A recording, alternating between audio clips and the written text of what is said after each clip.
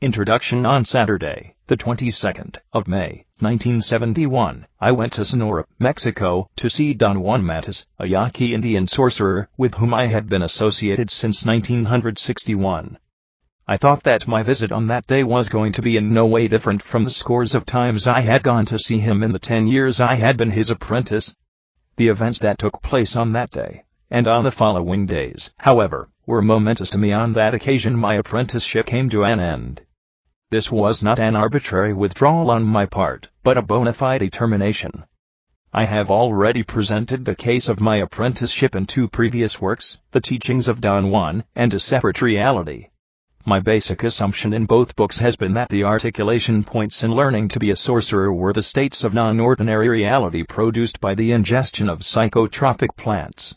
In this respect, Don Juan was an expert in the use of 3 such plants: Datura inoxia, commonly known as jimsonweed, Lophoephedra williamsi, known as peyote, and a hallucinogenic mushroom of the genus Psilocybe. My perception of the world through the effects of those psychotropics had been so bizarre and impressive that I was forced to assume that such states were the only avenue to communicating and learning what Don Juan was attempting to teach me. That assumption was erroneous. For the purposes of avoiding any misunderstandings about my work with Don Juan, I would like to clarify the following issues at this point. So far I have made no attempt whatsoever to place Don Juan in a cultural milieu. The fact that he considers himself to be a Yaqui Indian does not mean that his knowledge of sorcery is known to or practiced by the Yaqui Indians in general. All the conversations that Don Juan and I have had throughout the apprenticeship were conducted in Spanish, and only because of his thorough command of that language was I capable of obtaining complex explanations of his system of beliefs. I have maintained the practice of referring to that system as sorcery, and I have also maintained the practice of referring to Don Juan as a sorcerer, because these were categories he himself used. Since I was capable of writing down most of what was said in the beginning of apprenticeship, and everything that was said in the later phases of it, I gathered voluminous field notes. In order to render those notes readable, and still preserve the dramatic unity of Don Juan's teachings, I have had to edit them, but what I have deleted is, I believe, immaterial to the points I want to raise. In the case of my work with Don Juan, I have limited my efforts solely to viewing him as a sorcerer, and to acquiring membership in his knowledge. For the purpose of presenting my argument, I must first explain the basic premise of sorcery as Don Juan presented it to me. He said that for a sorcerer, the world of everyday life is not real, or out there, as we believe it is. For a sorcerer, reality, or the world we all know, is only a description.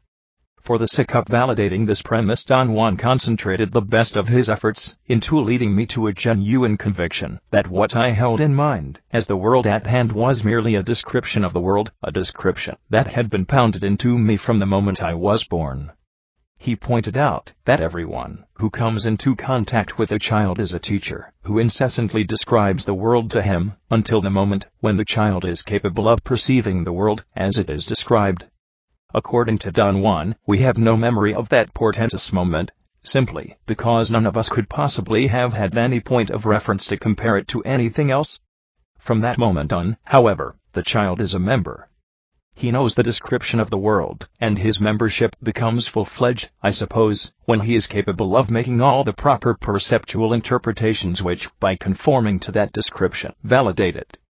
For Don Juan, then, the reality of our day-to-day life consists of an endless flow of perceptual interpretations which we, the individuals, who share a specific membership, have learned to make in common. The idea that the perceptual interpretations that make up the world have a flow is congruous with the fact that they run uninterruptedly, and are rarely, if ever, open to question. In fact, the reality of the world we know is so taken for granted that the basic premise of sorcery, that our reality is merely one of many descriptions, could hardly be taken as a serious proposition. Fortunately, in the case of my apprenticeship, Don Juan was not concerned at all with whether or not I could take his proposition seriously, and he proceeded to elucidate his points, in spite of my opposition, my disbelief, and my inability to understand what he was saying. Thus, as a teacher of sorcery, Don Juan endeavored to describe the world to me from the very first time we talked. My difficulty in grasping his concepts and methods stemmed from the fact that the units of his description were alien and incompatible with those of my own. His contention was that he was teaching me how to see as opposed to merely looking, and that stopping the world was the first step to seeing. For years I had treated the idea of stopping the world as a cryptic metaphor that really did not mean anything. It was only during an informal conversation that took place towards the end of my apprenticeship that I came fully to realize its scope and importance as one of the main propositions of Don Juan's knowledge. Don Juan and I had been talking about different things in a relaxed and unstructured manner. I told him about a friend of mine and his dilemma with his 9-year-old son. The child, who had been living with the mother for the past 4 years, was then living with my friend, and the problem was what to do with him. According to my friend, the child was a misfit in school. He lacked concentration and was not interested in anything. He was given to tantrums, disruptive behavior, and to running away from home. Your friend certainly does have a problem, Don Juan said, laughing. I wanted to keep on telling him all the terrible things the child had done, but he interrupted me. There is no need to say any more about that poor little boy, he said. There is no need for you, or for me to regard his actions and our thoughts one way or another. His manner was abrupt and his tone was firm, but then he smiled. What can my friend do? I asked. The worst thing he could do is to force that child to agree with him, Don Juan said. What do you mean? I mean, that child shouldn't be spanked or scared by his father when he doesn't behave the way he wants him to. How can he teach him anything if he isn't firm with him? Your friend should let someone else spank the child. He can't let anyone else touch his little boy, I said, surprised at his suggestion. Don Juan seemed to enjoy my reaction and giggled. Your friend is not a warrior, he said. If he were, he would know that the worst thing one can do is to confront human beings bluntly. What does a warrior do, Don Juan? A warrior proceeds strategically. I still don't understand what you mean. I mean, that if your friend were a warrior he would help his child to stop the world. How can my friend do that? He would need personal power. He would need to be a sorcerer. But he isn't. In that case he must use ordinary means to help his son to change his idea of the world. It is not stopping the world, but it will work just the same. I asked him to explain his statements. If I were your friend, Don Juan said, I would start by hiring someone to spank the little guy. I would go to Skid Row and hire the worst-looking man I could find. To scare a little boy. Not just to scare a little boy, you fool. That little fellow must be stopped, and being beaten by his father won't do it. If one wants to stop our fellow men, one must always be outside the circle that presses them. That way one can always direct the pressure. The idea was preposterous, but somehow it was appealing to me. Don Juan was resting his chin on his left palm. His left arm was propped against his chest on a wooden box that served as a low table. His eyes were closed, but his eyeballs moved. I felt he was looking at me through his closed eyelids. The thought scared me. Tell me more about what my friend should do with his little boy, I said. Tell him to go to Skid Row and very carefully select an ugly-looking derelict, he went on. Tell him to get a young one. One who still has some strength left in him. Don Juan then delineated a strange strategy. I was to instruct my friend to have the man follow him, or wait for him at a place where he would go with his son. The man, in response to a prearranged cue to be given after any objectionable behavior on the part of the child, was supposed to leap from a hiding place, pick the child up, and spank the living daylights out of him. After the man scares him, your friend must help the little boy regain his confidence in any way he can. If he follows this procedure 3 or 4 times, I assure you that child will feel differently towards everything. He will change his idea of the world. What if the fright injures him? Fright never injures anyone. What injures the spirit is having someone always on your back, beating you, telling you what to do and what not to do. When that boy is more contained, you must tell your friend to do one last thing for him. He must find some way to get to a dead child, perhaps in a hospital or at the office of a doctor. He must take his son there and show the dead child to him. He must let him touch the corpse once with his left hand on any place except the corpse's belly. After the boy does that, he will be renewed. the world will never be the same for him. I realized then that throughout the years of our association Don Juan had been employing with me, although on a different scale, the same tactics he was suggesting my friend should use with his son. I asked him about it. He said that he had been trying all along to teach me how to stop the world. You haven't yet, he said, smiling. Nothing seems to work because you are very stubborn. If you were less stubborn, however, by now you would probably have stopped the world with any of the techniques I have taught you. What techniques, Don Juan? Everything I have told you to do was a technique for stopping the world. A few months after that conversation Don Juan accomplished what he had set out to do, to teach me to stop the world. That monumental event in my life compelled me to re-examine in detail my work of 10 years. It became evident to me that my original assumption about the role of psychotropic plants was erroneous. They were not the essential feature of the sorcerer's description of the world, but were only an aid to cement, so to speak, parts of the description which I had been incapable of perceiving otherwise. My insistence on holding onto my standard version of reality rendered me almost deaf and blind to Don Juan's aims. Therefore, it was simply my lack of sensitivity which had fostered their use. In reviewing the totality of my field notes I became aware that Don Juan had given me the bulk of the new description at the very beginning of our association, in what he called techniques for stopping the world. I had discarded those parts of my field notes in my earlier works, because they did not pertain to the use of psychotropic plants.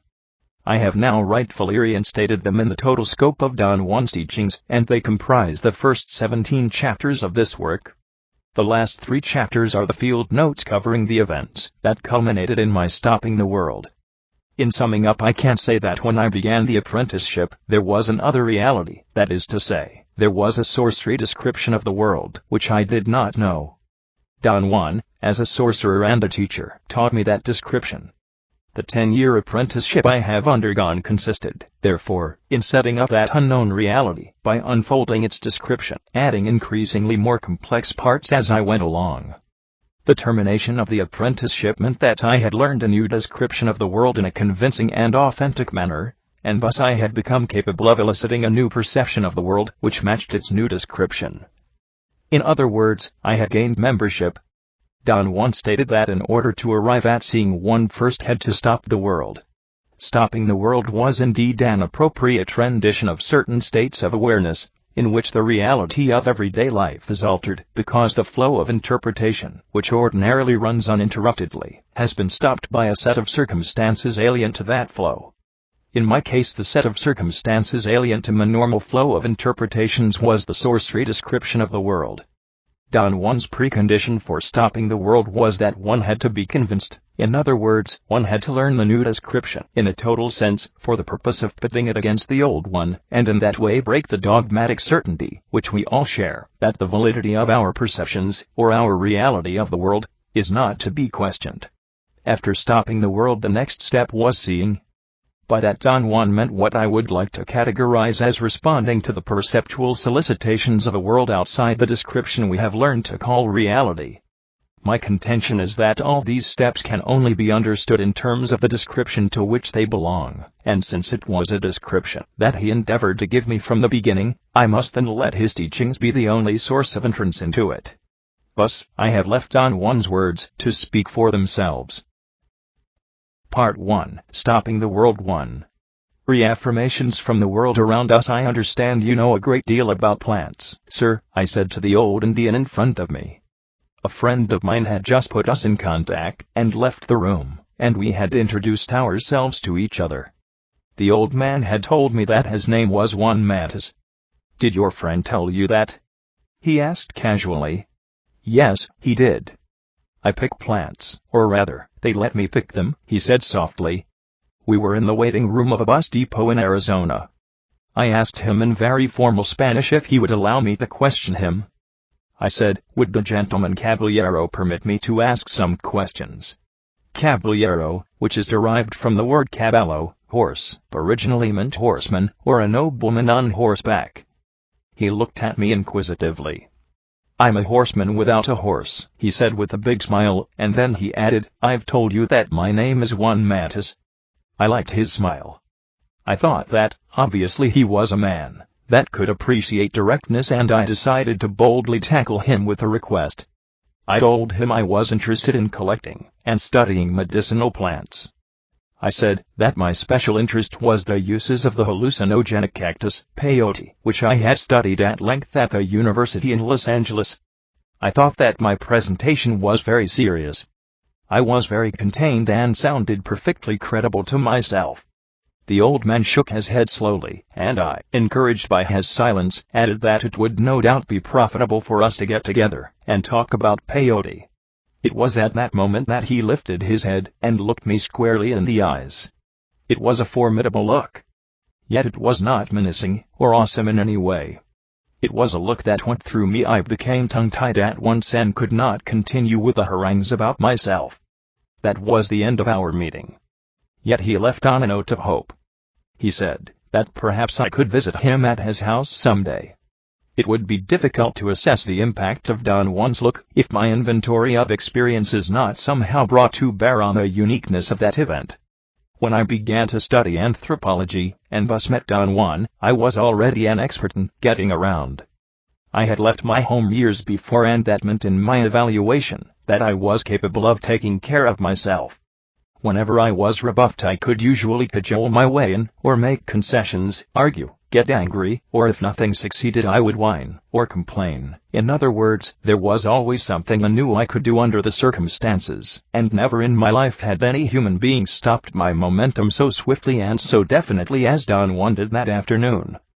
But it was not only a matter of being silenced. There had been times when I had been unable to say a word to my opponent, because of some inherent respect I felt for him. Still, my anger or frustration was manifested in my thoughts.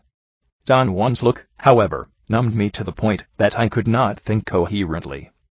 I became thoroughly intrigued with that stupendous look, and decided to search for him. I prepared myself for 6 months after that first meeting, reading up on the uses of peyote among the American Indians, especially about the peyote cult of the Indians of the Plains. I became acquainted with every work available, and when I felt I was ready I went back to Arizona. Saturday, the 17th of December, 1960, I found his house, after making long and taxing inquiries among the local Indians. It was early afternoon when I arrived and parked in front of it. I saw him sitting on a wooden milk crate. He seemed to recognize me and greeted me as I got out of my car. We exchanged social courtesies for a while, and then, in plain terms, I confess that I had been very devious with him the first time we had met. I had boasted that I knew a great deal about peyote, when in reality I knew nothing about it. He stared at me. His eyes were very kind. I told him that for 6 months I had been reading to prepare myself for our meeting, and that this time I really knew a great deal more. He laughed. Obviously, there was something in my statement which was funny to him. He was laughing at me, and I felt a bit confused and offended. He apparently noticed my discomfort and assured me that although I had had good intentions, there was really no way to prepare myself for our meeting. I wondered if it would have been proper to ask whether that statement had any hidden meaning, but I did not, yet he seemed to be attuned to my feelings, and proceeded to explain what he had meant. He said that my endeavors reminded him of a story about some people a certain king had persecuted and killed once upon a time. He said that in the story the persecuted people were indistinguishable from their persecutors, except that they insisted on pronouncing certain words in a peculiar manner proper only to them. That flaw, of course, was the giveaway. The king posted roadblocks at critical points, where an official would ask every man passing by to pronounce a key word. Those who could pronounce it the way the king pronounced it would live, but those who could not were immediately put to death. The point of the story was that one day a young man decided to prepare himself for passing the roadblock by learning to pronounce the test word just as the king liked it. Don Juan said, with a broad smile, that in fact it took the young man 6 months to master such a pronunciation. And then came the day of the great test. The young man very confidently came upon the roadblock, and waited for the official to ask him to pronounce the word. At that point Don Juan very dramatically stopped his recounting, and looked at me. His pause was very studied, and seemed a bit corny to me, but I played along. I had heard the theme of the story before. It had to do with Jews in Germany, and the way one could tell who was a Jew by the way they pronounced certain words. I also knew the punchline. The young man was going to get caught, because the official had forgotten the keyword, and asked him to pronounce another word which was very similar, but which the young man had not learned to say correctly. Don Juan seemed to be waiting for me to ask what happened, so I did. What happened to him? I asked, trying to sound naive and interested in the story. The young man, who was truly foxy, he said, realized that the official had forgotten the keyword, and before the man could say anything else he confessed that he had prepared himself for 6 months. He made another pause and looked at me with a mischievous glint in his eyes. This time he had turned the tables on me. The young man's confession was a new element and I no longer knew how the story would end. Well, what happened then? I asked, truly interested. The young man was killed instantly, of course, he said, and broke into a roaring laughter. I liked very much the way he had entrapped my interest. Above all, I liked the way he had linked that story to my own case. In fact, he seemed to have constructed it to fit me. He was making fun of me in a very subtle and artistic manner. I laughed with him. Afterwards I told him that no matter how stupid I sounded, I was really interested in learning something about plants. I like to walk a great deal, he said.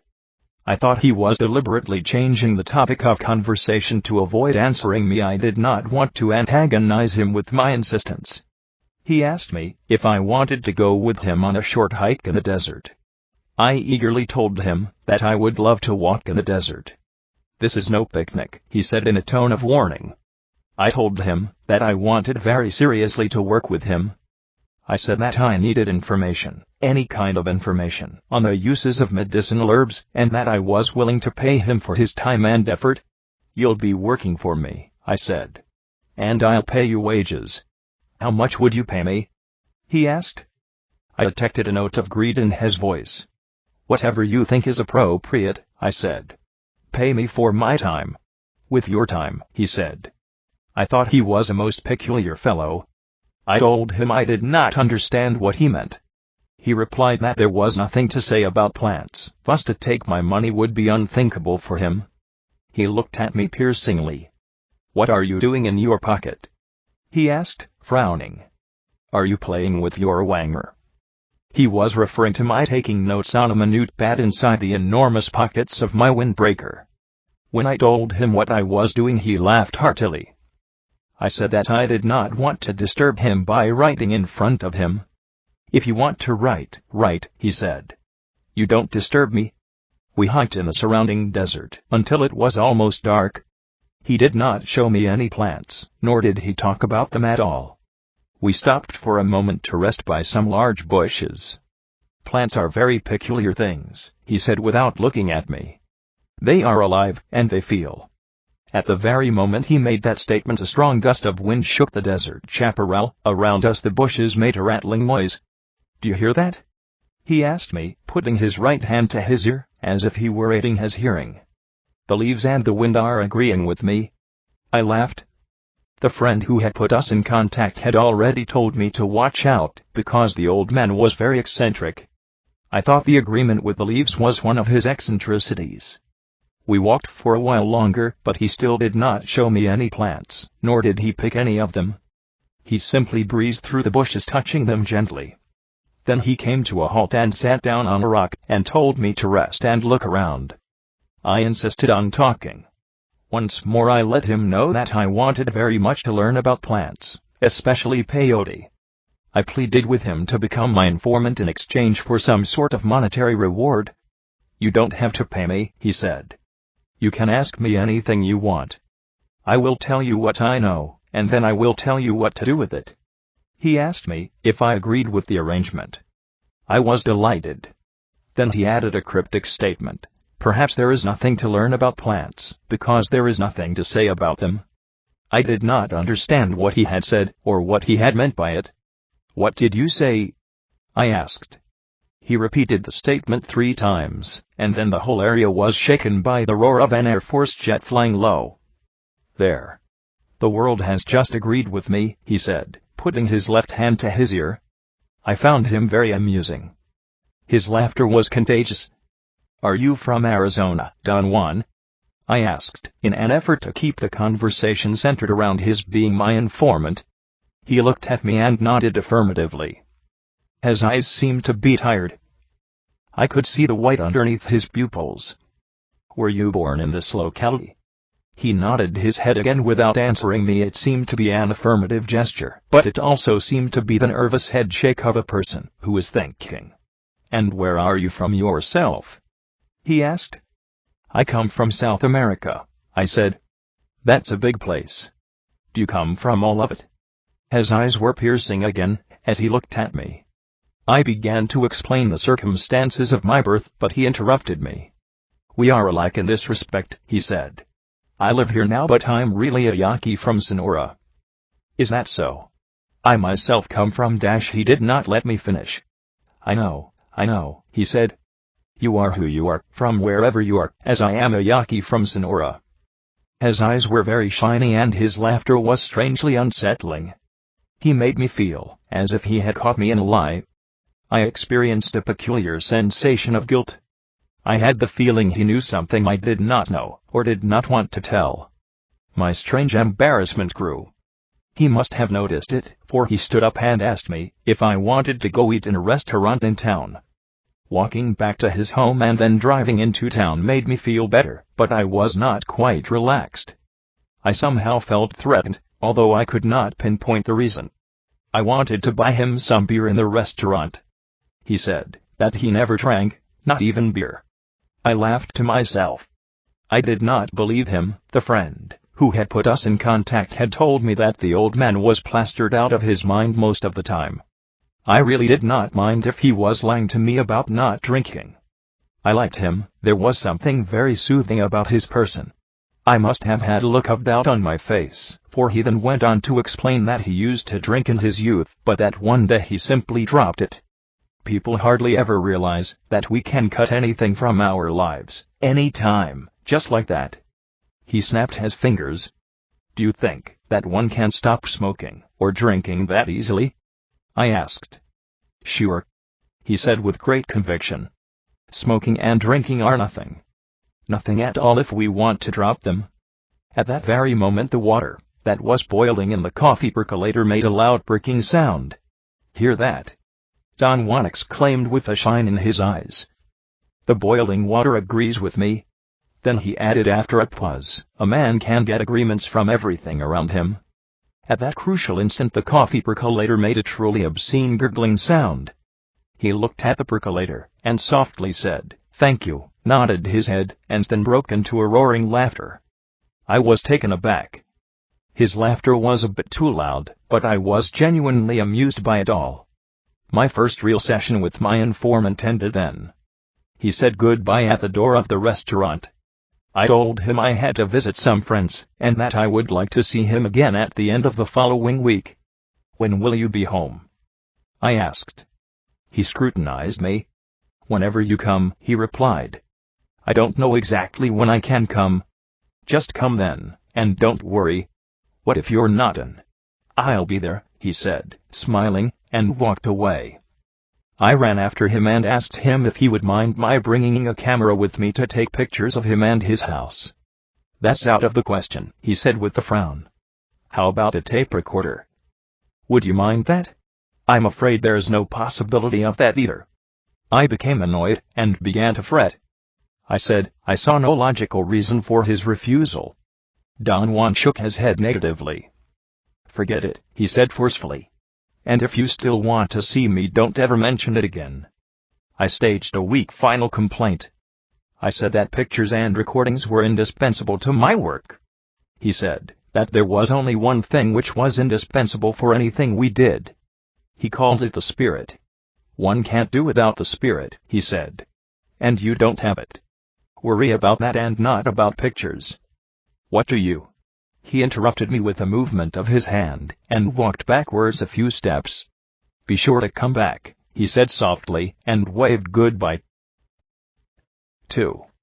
A Racing Personal History. Thursday, the 22nd of December, 1960. Don Juan was sitting on the floor, by the door of his house, with his back against the wall. He turned over a wooden milk crate and asked me to sit down and make myself at home. I offered him some cigarettes. I had brought a carton of them. He said he did not smoke, but he accepted the gift. We talked about the coldness of the desert nights, and other ordinary topics of conversation. I asked him if I was interfering with his normal routine. He looked at me with a sort of frown, and said he had no routines, and that I could stay with him all afternoon, if I wanted to. I had prepared some genealogy and kinship charts that I wanted to fill out with his help. I had also compiled, from the ethnographic literature, a long list of culture traits that were purported to belong to the Indians of the area. I wanted to go through the list with him and mark all the items that were familiar to him. I began with the kinship charts. "What did you call your father?" I asked. "I called him Dad," he said with a very serious face. I felt a little bit annoyed, but I proceeded on the assumption that he had not understood. I showed him the chart and explained that one space was for the father, and another space was for the mother. I gave, as an example, the different words used in English and in Spanish for father and mother. I thought that perhaps I should have taken mother first.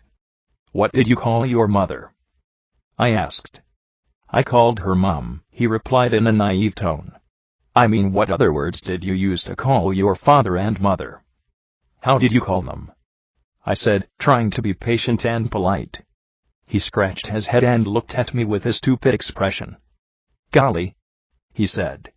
"You got me there. Let me think." After a moment's hesitation he seemed to remember something and I got ready to write. "Well," he said, as if he were involved in serious thought, "how else did I call them? I called them hey, hey, Dad. Hey, hey, Mom." I laughed against my desire. His expression was truly comical, and at that moment I did not know whether he was a preposterous old man pulling my leg, or whether he was really a simpleton. Using all the patience I had, I explained to him that these were very serious questions, and that it was very important for my work to fill out the forms. I tried to make him understand the idea of a genealogy and personal history. "What were the names of your father and mother?" I asked. He looked at me with clear, kind eyes. "Don't waste your time with that crap," he said softly, but with unsuspected force. I did not know what to say. It was as if someone else had uttered those words. A moment before, he had been a fumbling, stupid Indian scratching his head, and then in an instant he had reversed the roles. I was the stupid one, and he was staring at me with an indescribable look that was not a look of arrogance, or defiance, or hatred, or contempt. His eyes were kind and clear and penetrating. "I don't have any personal history," he said after a long pause. "One day I found out that personal history was no longer necessary for me, and, like drinking, I dropped it." I did not quite understand what he meant by that. I suddenly felt ill at ease, threatened. I reminded him that he had assured me that it was all right to ask him questions. He reiterated that he did not mind at all. "I don't have personal history anymore," he said, and looked at me probingly. "I dropped it one day when I felt it was no longer necessary." I stared at him, trying to detect the hidden meanings of his words. "How can one drop one's personal history?" I asked in an argumentative mood. "One must first have the desire to drop it," he said. "And then one must proceed harmoniously to chop it off, little by little. Why should anyone have such a desire?" I exclaimed. I had a terribly strong attachment to my personal history. My family roots were deep. I honestly felt that without them my life had no continuity or purpose. "Perhaps you should tell me what you mean by dropping one's personal history," I said. "To do away with it, that's what I mean," he replied cuttingly. I insisted that I must not have understood the proposition. "Take you for instance," I said. "You are a Yaqui. You can't change that." "Am I?" he asked, smiling. "How do you know that?" "True," I said. "I can't know that with certainty at this point, but you know it, and that is what counts. That's what makes it personal history." I felt I had driven a hard nail in. "The fact that I know whether I am a Yaqui or not does not make it personal history," he replied. Only when someone else knows that does it become personal history. And I assure you that no one will ever know that for sure. I had written down what he had said in a clumsy way. I stopped writing and looked at him. I could not figure him out. I mentally ran through my impressions of him, the mysterious and unprecedented way he had looked at me during our first meeting, the charm with which he had claimed that he received agreement from everything around him, his gnawing humor, and his alertness, his look of bona fide stupidity when I asked about his father and mother, and then the unsuspected force of his statements which had snapped me apart. "You don't know what I am, do you?" he said, as if he were reading my thoughts. "You will never know who or what I am, because I don't have a personal history." He asked me if I had a father. I told him I did. He said that my father was an example of what he had in mind. He urged me to remember what my father thought of me. "Your father knows everything about you," he said. "So he has you all figured out. He knows who you are and what you do, and there is no power on earth that can make him change his mind about you." Don Juan said that everybody that knew me had an idea about me, and that I kept feeding that idea with everything I did. "Don't you see?" he asked dramatically. "You must renew your personal history by telling your parents, your relatives, and your friends everything you do. On the other hand, if you have no personal history, no explanations are needed, nobody is angry or disillusioned with your acts. And above all, no one pins you down with their thoughts." Suddenly the idea became clear in my mind. I had almost known it myself, but I have never examined it. Not having personal history was indeed an appealing concept, at least on the intellectual level. It gave me, however, a sense of loneliness which I found threatening and distasteful. I wanted to discuss my feelings with him, but I kept myself in check. Something was terribly incongruous in the situation at hand. I felt ridiculous trying to get into a philosophical argument with an old Indian who obviously did not have the sophistication of a university student. Somehow he had led me away from my original intention of asking him about his genealogy. "I don't know how we ended up talking about this when all I wanted was some names for my charts," I said, trying to steer the conversation back to the topic I wanted. "It's terribly simple," he said. "The way we ended up talking about it was because I said that to ask questions about one's past is a bunch of crap." His tone was firm. I felt there was no way to make him budge, so I changed my tactics. "Is this idea of not having personal history something that the Yaquis do?" I asked.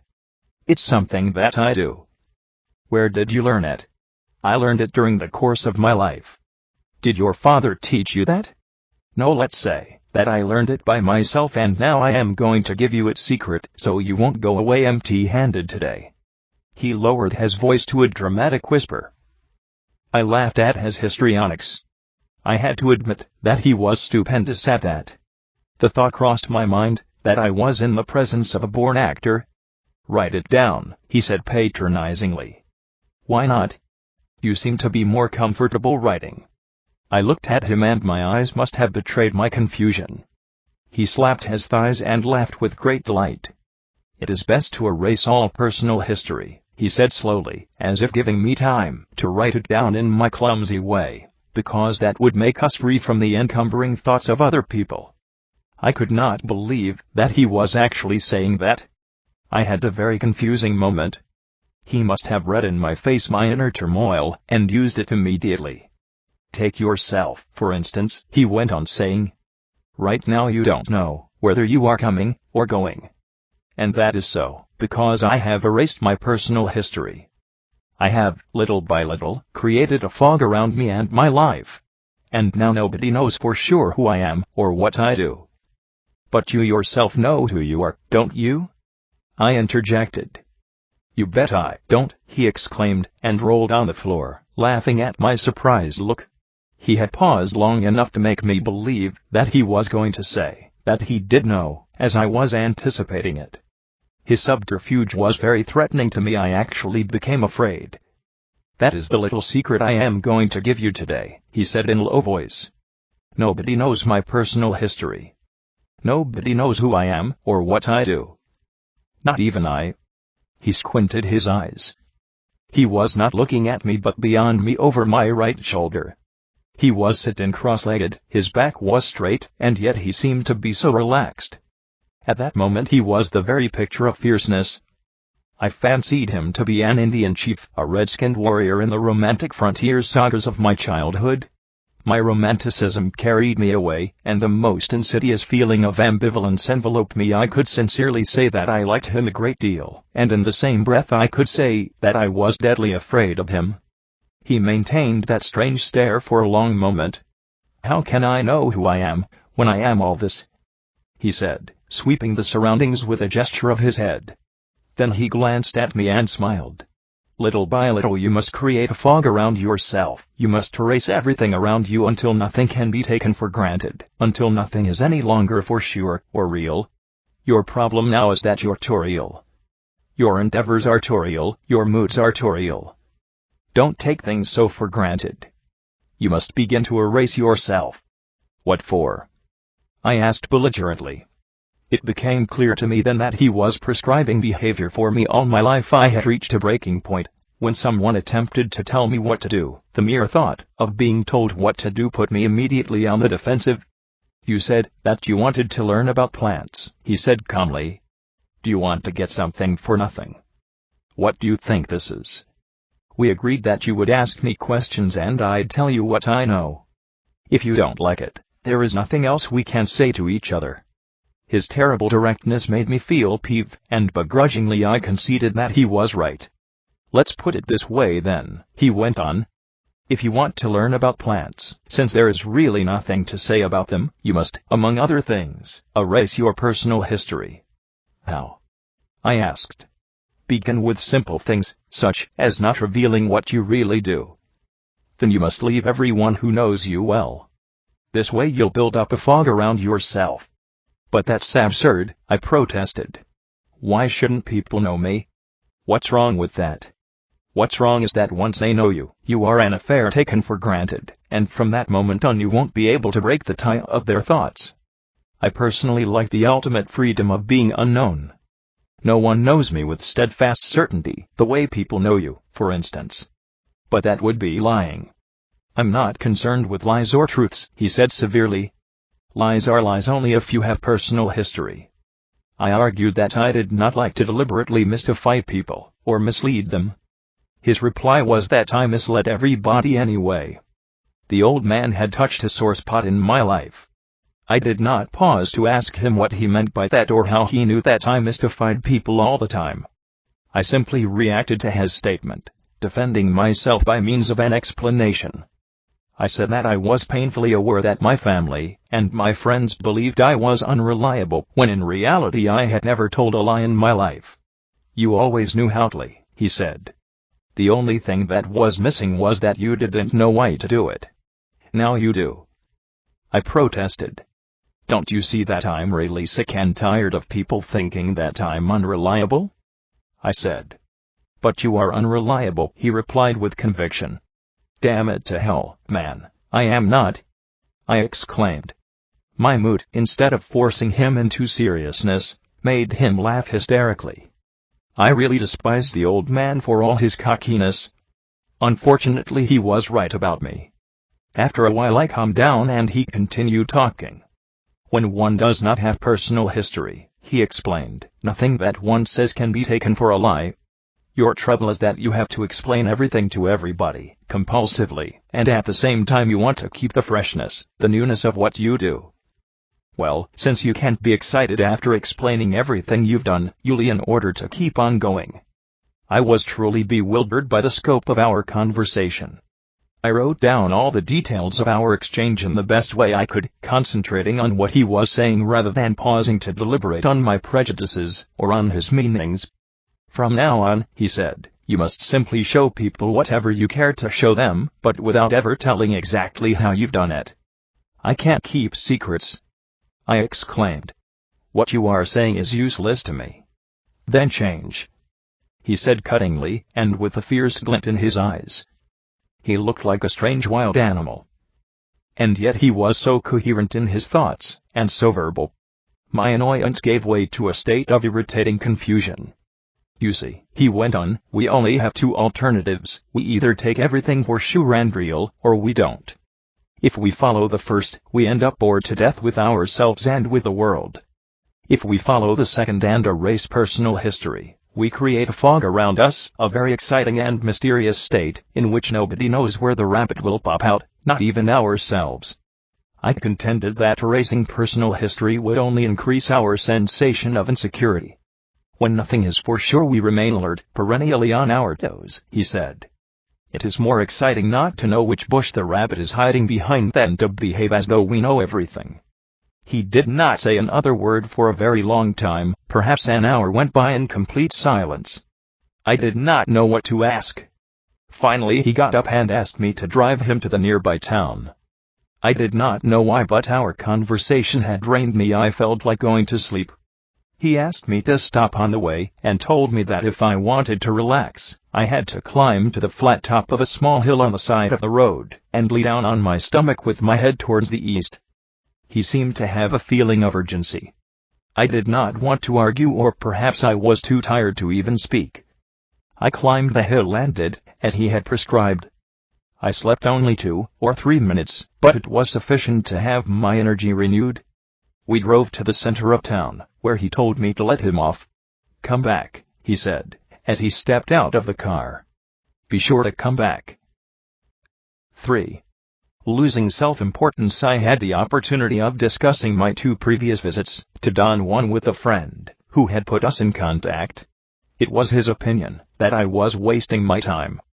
I related to him, in every detail, the scope of our conversations.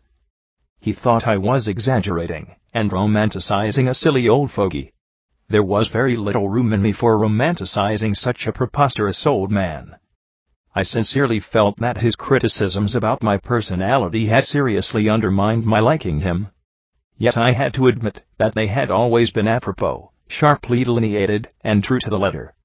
The crux of my dilemma at that point was my unwillingness to accept that Don Juan was very capable of disrupting all my preconceptions about the world, and my unwillingness to agree with my friend, who believed that the old Indian was just nuts. I felt compelled to pay him another visit before I made up my mind. Wednesday, the 28th of December, 1960. Immediately after I arrived at his house, he took me for a walk in the desert chaparral. He did not even look at the bag of groceries that I had brought him. He seemed to have been waiting for me. We walked for hours. He did not collect or show me any plants. He did, however, teach me an appropriate form of walking. He said that I had to curl my fingers gently as I walked so I would keep my attention on the trail and the surroundings. He claimed that my ordinary way of walking was debilitating, and that one should never carry anything in the hands. If things had to be carried, one should use a knapsack or any sort of carrying net or shoulder bag. His idea was that by forcing the hands into a specific position, one was capable of greater stamina and greater awareness. I saw no point in arguing and curled my fingers, as he had prescribed, and kept on walking. My awareness was in no way different, nor was my stamina. We started our hike in the morning, and we stopped to rest around noon. I was perspiring, and tried to drink from my canteen, but he stopped me by saying that it was better to have only a sip of water. He cut some leaves from a small yellowish bush, and chewed them. He gave me some, and remarked that they were excellent, and if I chewed them slowly my thirst would vanish. It did not, but I was not uncomfortable either. He seemed to have read my thoughts and explained that I had not felt the benefits of the right way of walking or the benefits of chewing the leaves, because I was young and strong and my body did not notice anything, because it was a bit stupid. He laughed. I was not in laughing mood, and that seemed to amuse him even more.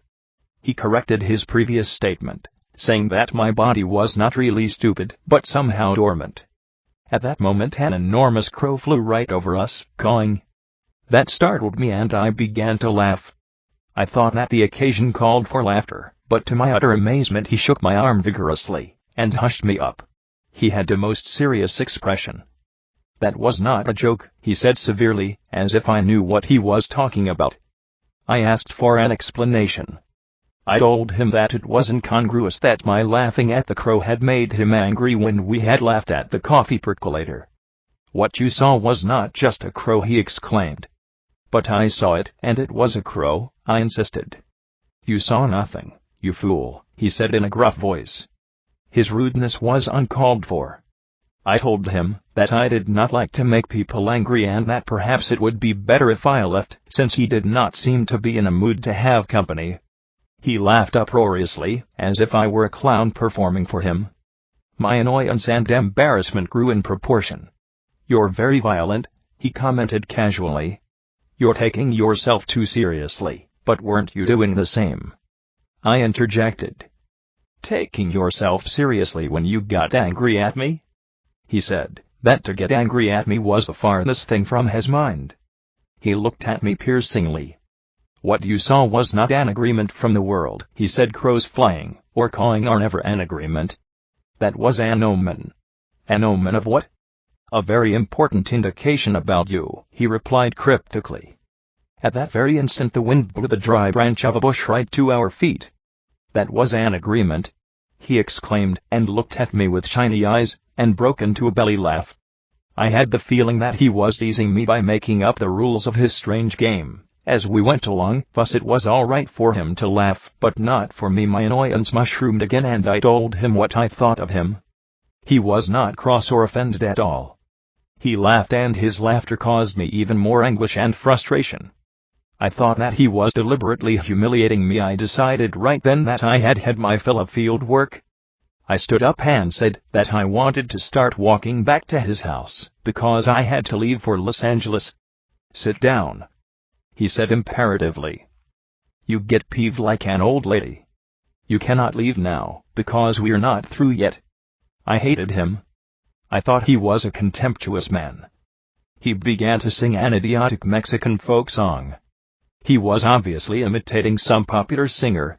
He elongated certain syllables, and contracted others, and made the song into a most farcical affair. It was so comical that I ended up laughing. "You see, you laugh at the stupid song," he said. "But the man who sings it that way, and those who pay to listen to him, are not laughing. They think it is serious." "What do you mean?" I asked. I thought he had deliberately concocted the example to tell me that I had laughed at the crow because I had not taken it seriously, the same way I had not taken the song seriously. But he baffled me again. He said I was like the singer, and the people who liked his songs, conceited and deadly serious about some nonsense that no one in his right mind should give a damn about. He then recapitulated, as if to refresh my memory, all he had said before on the topic of learning about plants. He stressed emphatically that if I really wanted to learn, I had to remodel most of my behavior. My sense of annoyance grew, until I had to make a supreme effort to even take notes. "You take yourself too seriously," he said slowly. "You are too damn important in your own mind. That must be changed. You are so goddamn important that you feel justified to be annoyed with everything. You're so damn important that you can afford to leave if things don't go your way. I suppose you think that shows you have character? That's nonsense. You're weak and conceited." I tried to stage a protest, but he did not budge. He pointed out that in the course of my life I had not ever finished anything, because of that sense of disproportionate importance that I attached to myself. I was flabbergasted at the certainty with which he made his statements. They were true, of course, and that made me feel not only angry, but also threatened. "Self-importance is another thing that must be dropped, just like personal history," he said in a dramatic tone. I certainly did not want to argue with him. It was obvious that I was at a terrible disadvantage. He was not going to walk back to his house until he was ready, and I did not know the way. I had to stay with him. He made a strange and sudden movement. He sort of sniffed the air around him, his head shook slightly and rhythmically. He seemed to be in a state of unusual alertness. He turned and stared at me with a look of bewilderment and curiosity. His eyes swept up and down my body, as if he were looking for something specific. Then he stood up abruptly and began to walk fast. He was almost running. I followed him. He kept a very accelerated pace for nearly an hour. Finally he stopped by a rocky hill, and we sat in the shade of a bush.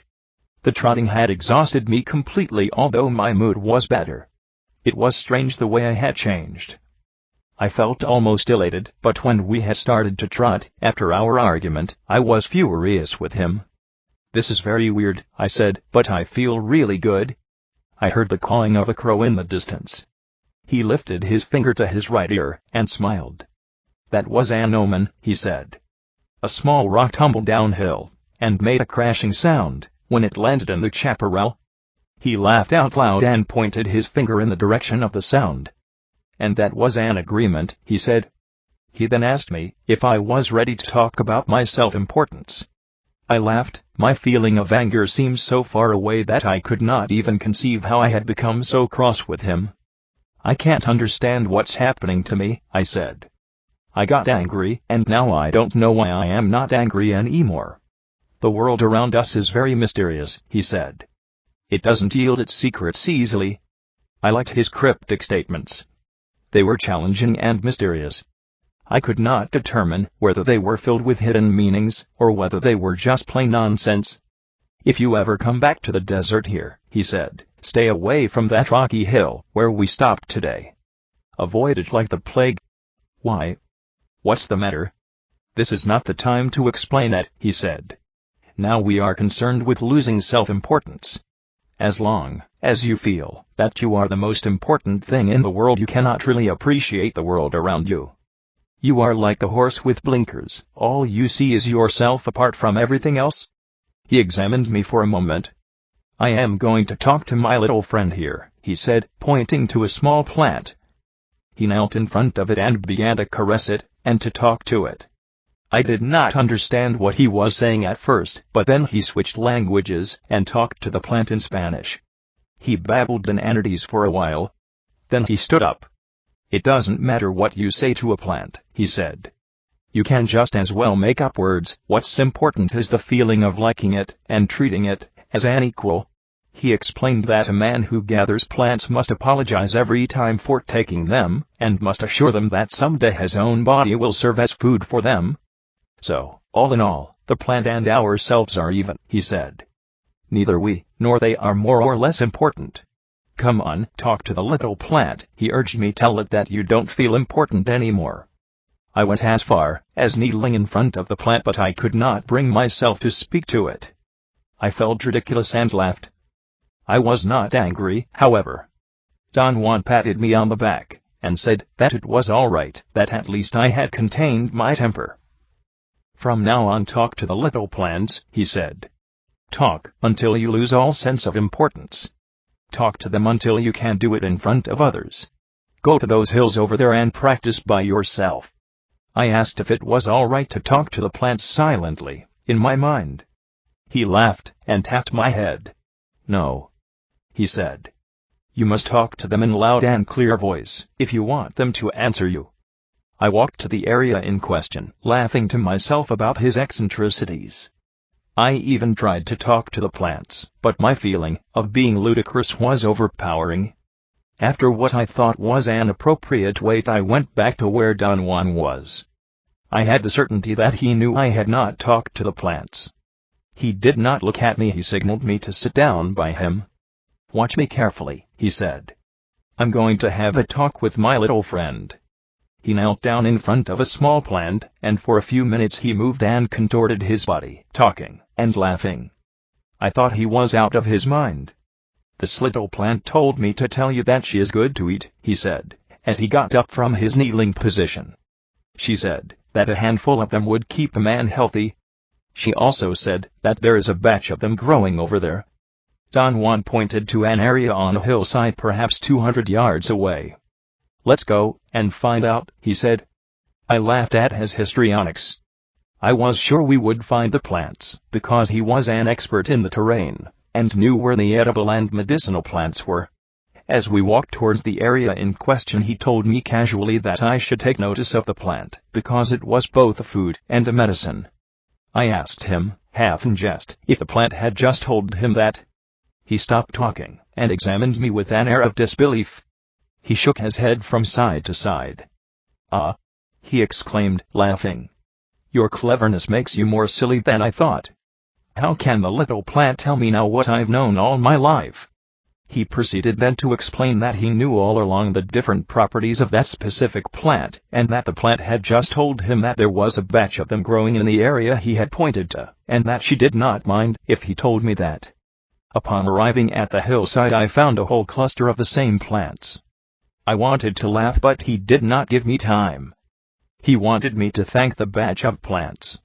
I felt excruciatingly self-conscious, and could not bring myself to do it. He smiled benevolently, and made another of his cryptic statements.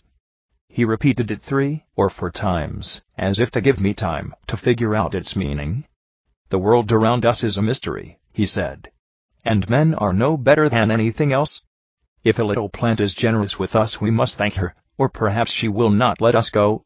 The way he looked at me when he said that gave me a chill. I hurriedly leaned over the plants, and said, "Thank you," in a loud voice. He began to laugh in controlled and quiet spurts. We walked for another hour, and then started on our way back to his house. At a certain time I dropped behind and he had to wait for me. He checked my fingers to see if I had curled them. I had not. He told me imperatively that whenever I walked with him I had to observe and copy his mannerisms, or not come along at all. "I can't be waiting for you, as though you're a child," he said in a scolding tone. That statement sunk me into the depths of embarrassment and bewilderment. How could it be possible that such an old man could walk so much better than I? I thought I was athletic and strong, and yet he had actually had to wait for me to catch up with him. I curled my fingers, and strangely enough I was able to keep his tremendous pace without any effort. In fact, at times I felt that my hands were pulling me forward. I felt elated. I was quite happy walking inanely with the strange old Indian. I began to talk and asked repeatedly if he would show me some peyote plants. He looked at me but did not say a word.